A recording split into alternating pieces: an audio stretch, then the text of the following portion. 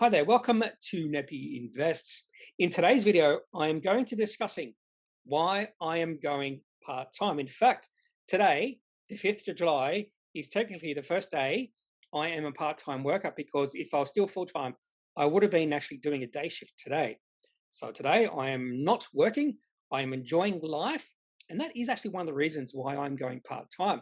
Now, there are many reasons, and I won't discuss a lot of the more negative reasons in particular when it comes to the Bureau of Meteorology. If you do know me quite well, particularly those who I work with, you will know some of those reasons why I am going part-time in relationship to the Bureau of Meteorology. So I'm going to keep this a little bit more positive and talk about the main reasons I'm going part-time. Nothing to do with the Bureau of Meteorology. I still enjoy my work, but I think I will enjoy my work more as a part-time employee. Now, there won't be much of an emphasis on investing, even though I will put this video up in Nepi Invest. However, you will see there is a relationship between investing and why I'm going part-time, and that will become apparent during the rest of this video.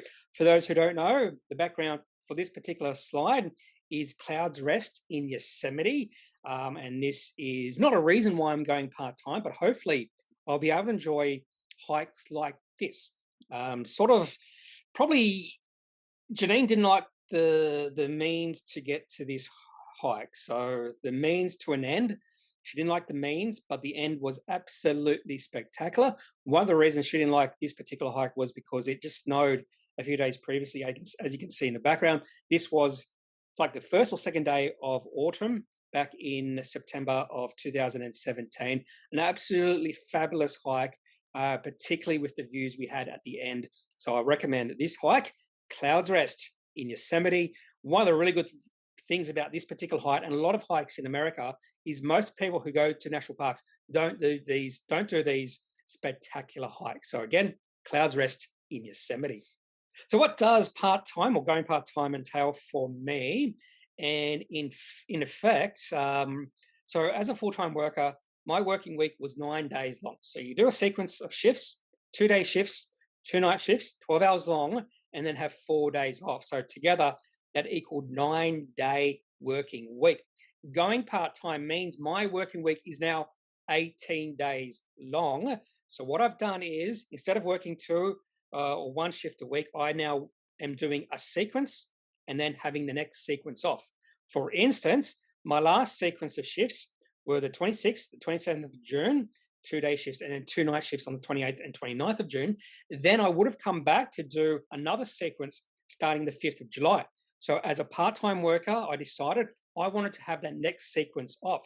So instead of working the 5th, 6th, 7th, and 8th of July, I've got those shifts off. And my next run of shifts starts on the 14th of July. So an 18-day sequence. So in effect, whenever I finish my second night shift, I will have 14 days off before my next run of shifts. Does that sound spectacular or what? It does sound spectacular. And that's one of the reasons I've gone to this particular roster, because I want those 2 weeks off to do things. And there's always the possibility that I'll do 2 runs of shifts and then have 1 month off, or possibly 4 runs of shifts and then have 2 months off. I have discussed this with my manager, and that is a definite possibility in the future. And I'll discuss why I want this in my life right now and how I can make it happen as well. Now, my journey to becoming part-time really started in 2019. It was sometime during 2019 where I realized the amount of investments I had, because I do like investing, was greater than my mortgage at that point in time. And I thought at that point, sometime in 2019, how would it feel to be absolutely debt-free, to have a house over my head, to have a car, to have absolutely no debt? Because at that point in time, it was all about generating more money to pay off your mortgage, that sort of thing, to build up your investments. So that's when I really started to think about, how can I become debt-free, and would it be worth it? Even though at that point in time, I was earning about 15% returns in my investments. But as I did a little bit more research towards the end of 2019, into the start of 2020, I realized the economies in the world were really moribund at that point in time. They were really weak. They weren't that strong, yet the equity markets kept on going up. And I came to the realization that my expected returns in the equity markets was going to be fairly low over the next 5 to 10 years, because more than likely we're going to see a major crash in that time, and then we'll see a rebound.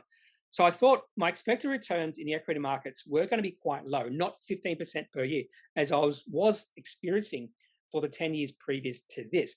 So I decided to sell down my equities and put that money into my mortgage and become debt free.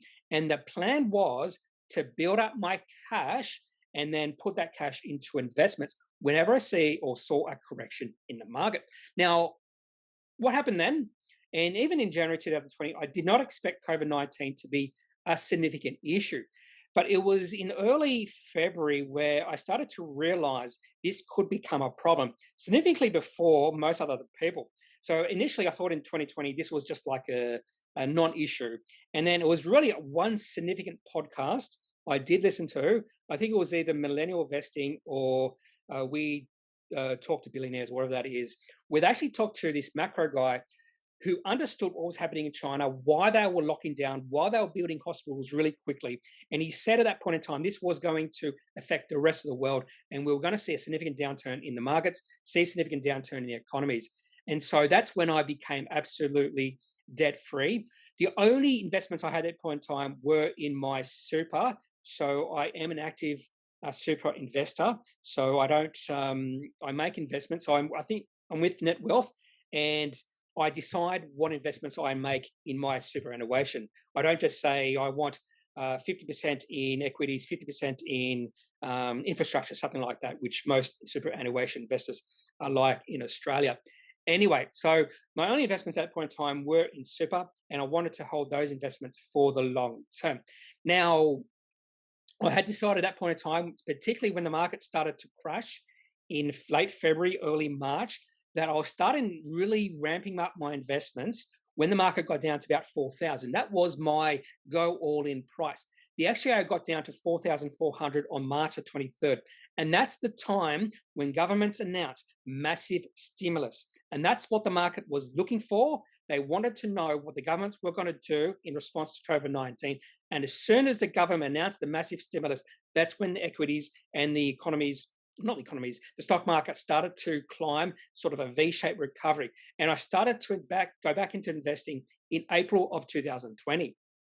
The other thing was the equity markets at that point in time were undervalued, but still there was a lot of doubt, a lot of questions about what was going to happen in the future. So I didn't go all in at that point in time. That was probably my biggest mistake. But in saying that, I'm still debt free. So I didn't dip into my mortgage to take money out of that and start investing. So I started to put all my spare cash into the economy as stimulus started to really ramp up and save the economies around the world. But I remained debt free. And during 2020 and in 2021, I went from having no investments to having over $100,000 on investments. In fact, it's gone up significantly more than that. And so I've really taken advantage of the really big run up in equities over the past 2 years. The only regret I do have is not putting all my mortgage into investments. And I think I would have had significantly greater returns if I did that. Now, becoming debt free triggered something in me. I don't know if this happens with most people who do become debt free with a roof over their head. So they don't have to worry about a mortgage or anything like that, or rent or anything like that. So when I became debt free, money became less important, but time became more important. Before that, money was really important and time was less important. You see this a lot. I see this a lot with people I work with, particularly those with high mortgages or who have financial responsibilities. Time is significantly less important, but money is more important, and they're more likely to do emergency duties. So if someone calls in sick, you get a phone call, are you willing to do this emergency duty shift? Those people who know for themselves that money is more important than time are more willing to do those emergency duty shifts.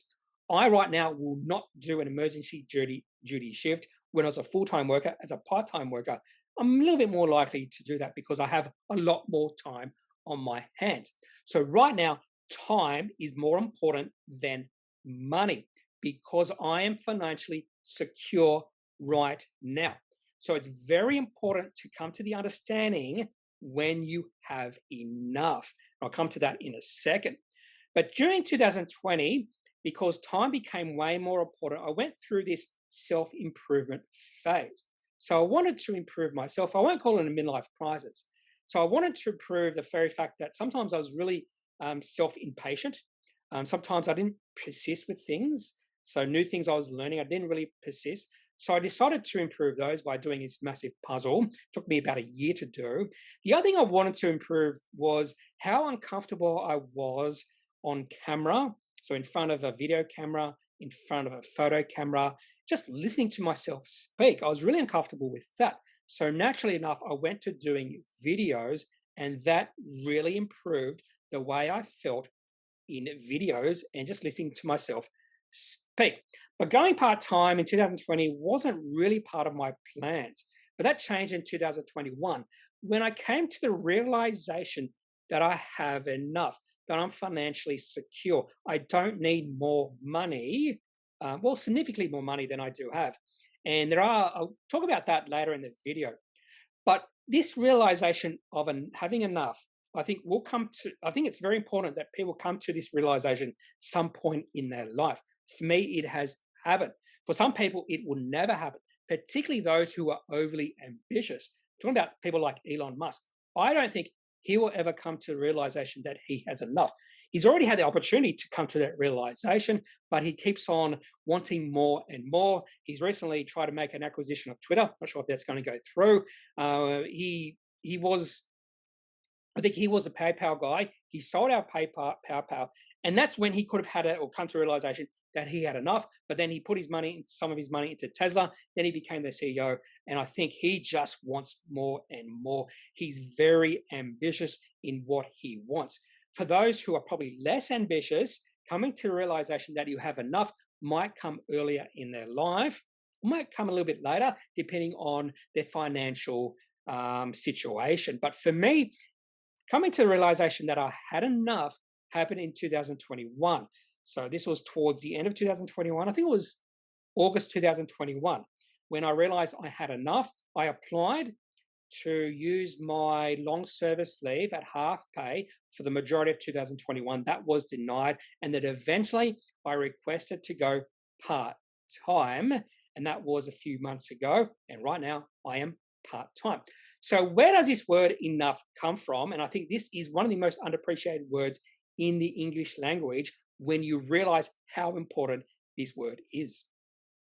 Now, the understanding of enough and the realization that you have enough is probably one of the most empowering moments you can have as a person, is fully explained by a story between Kurt Vonnegut and Joseph Heller. So Joseph Heller is a guy who wrote Catch-22, and Kurt Vonnegut wrote a number of novels, including Slaughterhouse-Five, and one of my favorite novels, The Sirens of Titan.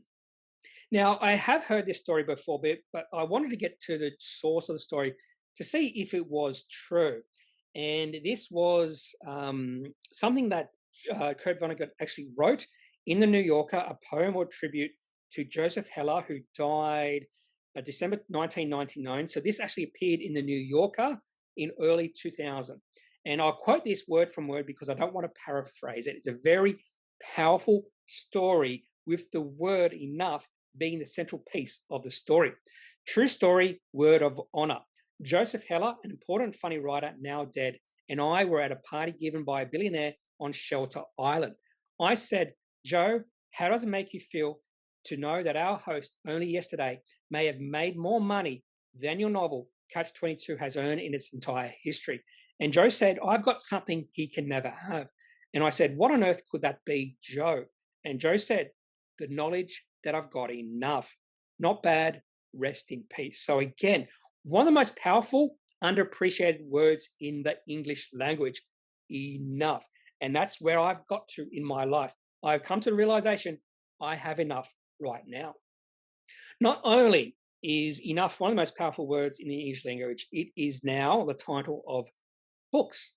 So John C. Bogle, if you don't know who John C. Bogle is, maybe you know who Vanguard is. So Vanguard is a company that's really made ETFs popular in the world, and John C. Bogle was the founder of Vanguard, and he named his biography, or whatever it is, Enough. And that was a tribute to the story between Vonnegut and Heller. Now, having the realization that I have enough right now, that I'm financially secure right now, is all good, well, and set. But what about the future? Am I going to be financially secure for the rest of my life? And this is very important. And this was the last bit I needed to resolve before I was comfortable going part time. So I did a fair bit of calculations, looked at my current investments, and then I realized that if I could grow those current investments because of compounding, and compounding is very important. And this is why I get very frustrated with people who don't invest because compounding can or is the reason people will be able to retire financially secure. It's the reason why the majority of Warren Buffett's wealth has been created after he turned 60 because of compounding. So if you don't understand the word compounding, understand that. And if you do understand that and you don't invest, you will start investing quite quickly. So anyway, so based off the amount of investments I have right now, and based off the returns I am able to achieve historically and hopefully over the next 18 years, I can turn my current investments from the value they are now to at least $5 million by July 2040. So why July 2040? Well, that's the time, or just after I turned 66. And that's when I might go full-time as a retiree. So lose my part-time and go full-time retiree. Now, $5 million is a little bit conservative. If I can actually improve as an investor, and that is something I am striving to achieve right now, I can actually achieve double digits in terms of millions. So I could be $10 million or have $10 million by the time I retire in 2040, and potentially I could retire before that. On the flip side, worst case scenario, I'm looking at least $2 million. And that is on the worst case scenario. And I'm happy, or would be happy, with having $2 million even in July 2040. So this was the main reason that has prompted me to ask to go to part-time work, because I will be able to grow the current investments I have all the way up to a value of $5 million. The other thing I haven't talked about here is this is on the assumption that I don't add any more money to my current investments, which is a ridiculous assumption because I still have super, and super or money is still being added to my super as a part-time worker. So there's potential that this $5 million is underestimating if I can grow and compound at an even greater rate because I'm adding or keep on adding money to my investments. Now, this is also on the assumption that the markets, the equity markets, grow as they have at historical rates. There is questions about that in the future, particularly if we go through a cycle where interest rates rise. You will see some problems in equity markets during those periods. But I'm very comfortable that by the time July 2040 rolls around, that I will have enough to retire on by then, just based off the investments I have currently. That's all I have for this video of why I am going part-time. If you think I'm making a massive mistake, I'd love to hear from you. I'd love to hear from people with different thoughts, because that's how we learn as a human being, to take on board different beliefs, different thoughts, different opinions. The majority of people absolutely ignore different thoughts, different opinions, and they can't grow as human beings. And that is a massive problem in the world right now. We tend to gravitate to people, to Facebook groups with absolutely similar thoughts to our own. And I don't want to ramble on anyway. So if you do have any thoughts about anything I've mentioned in this video, just leave it in the comment section of this video.